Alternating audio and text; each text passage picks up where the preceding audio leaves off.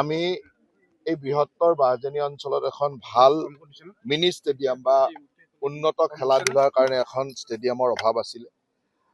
সামান্যতম আন্তঃগাঁথনি আছিল যদিও এই অঞ্চলৰ ৰাইজে বহুদিনৰ পৰা ইয়াত এখন সুন্দৰ ষ্টেডিয়াম বিচাৰি আছিলে আৰু মই যোৱা সময়ত ইয়ালৈ আহোঁতে এই কথাষাৰ ৰাইজৰ এটা অনুৰোধ আছিল আৰু সেই মৰ্মে মই চেষ্টা কৰি আছিলোঁ আৰু আজি এটা ভাল দিন আহিলে যে আজি আমি সকলোৱে ইয়াত এখন মিনি ষ্টেডিয়াম বনাবৰ কাৰণে আধাৰশিলা স্থাপন কৰিলোঁ আৰু খুব কম দিনৰ ভিতৰত ইয়াক সুন্দৰভাৱে কৰিব পৰা যাব।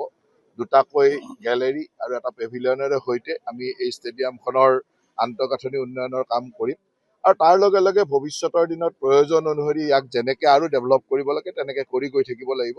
কিন্তু আজিৰ যিখিনি কাম য'ত দুটাকৈ গেলেৰী আৰু এটা পেভিলিয়ন এই কামখিনি কৰাৰ লগে লগে এই অঞ্চলৰ বহুদিনীয়া এটা অভাৱ পূৰ হ'ব আৰু এই অঞ্চলত যিহেতু যথেষ্ট ক্ৰীড়াবিদ আছে, এই ক্ৰীড়াবিদসকলে ইয়াতে এখন খেলৰ এটা পৰিৱেশ পাব আৰু সেই পৰিৱেশে আমাক নতুন খেলুৱৈ সৃষ্টিত যথেষ্ট সহায় কৰিব।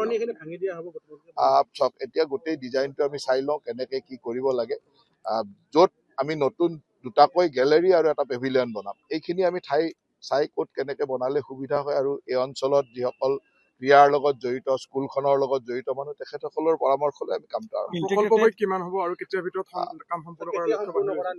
প্ৰকল্প ব্যয় প্ৰায় 2.5 কোটি টকা। গতিকে এই 2.5 কোটি টকাৰ কাম যদি সময়মতে কৰে, তেওঁলোকক 1 বছৰ বা 1.5 বছৰৰ ভিতৰত কমপ্লিট হ'ব লাগে। গতিকে মই চেষ্টা ৰাখিম যে যিমান সোনকালে পাৰে এই কামখিনি আগবঢ়াব।